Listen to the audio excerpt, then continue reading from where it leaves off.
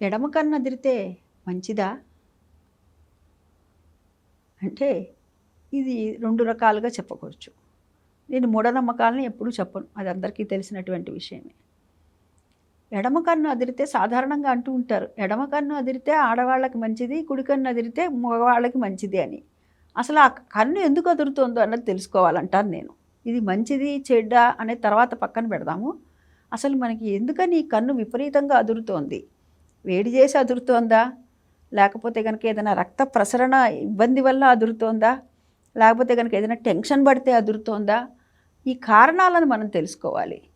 అంటే అది ఒక్కొక్కసారి శరీరంలో కలిగేటటువంటి మార్పులు, ఒక్కసారి చెయ్యి ఇలా వేలిట్టు అవుతూ ఉంటుంది. అంటే దీనికి ఏమవుతుంది, దీని మీద మనము ఎక్కువగా ఒత్తిడి అనేటటువంటిది ఇస్తున్నాం.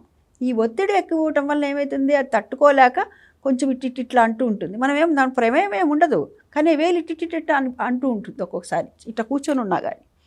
అంటే అప్పటి వరకు చేసి ఉన్నప్పుడు అంటే ఇది బాగా శ్రమకి ఇవి పర్వాలేదు తట్టుకోగలిగినాయి, ఈ వేలు తట్టుకోలేకపోయింది.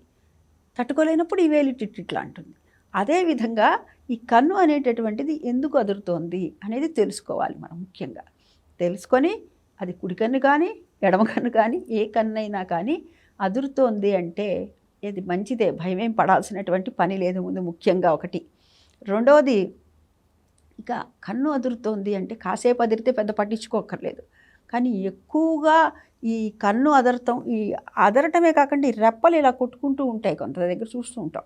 ఒకసారి మనకు కూడా జరుగుతూ ఉంటుంది అట్లా ఈ రెప్పలు ఇట్లా అవుతున్నప్పుడు మటుకు మనం గమనించుకోవాలి.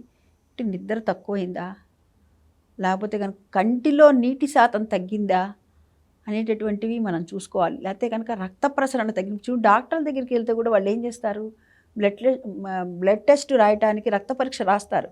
బ్లడ్ టెస్ట్ రాసే ముందు ఏం చేస్తారు, కళ్ళు ఇలా తీసి చూస్తారు. అంటే ఇక్కడ మనకు తెలిసిపోతుంది లోపల పొర తెల్లగా ఉంటే కనుక రక్తం అనేటటువంటిది తక్కువగా ఉన్నదని. అలాగే కొంచెం ఎర్రగా ఉన్నదంటే పర్వాలేదురా వీడికి కొంచెం పర్వాలేదు, అయినా కానీ చూద్దాం అని చెప్పి టెస్టులు అవి చేయిస్తుంటారు. అందుకని దీన్ని కూడా మనం దృష్టిలో పెట్టుకోవాలి. కానీ అసలు మనం భయపడవలసినటువంటి పని ఏమీ లేదు.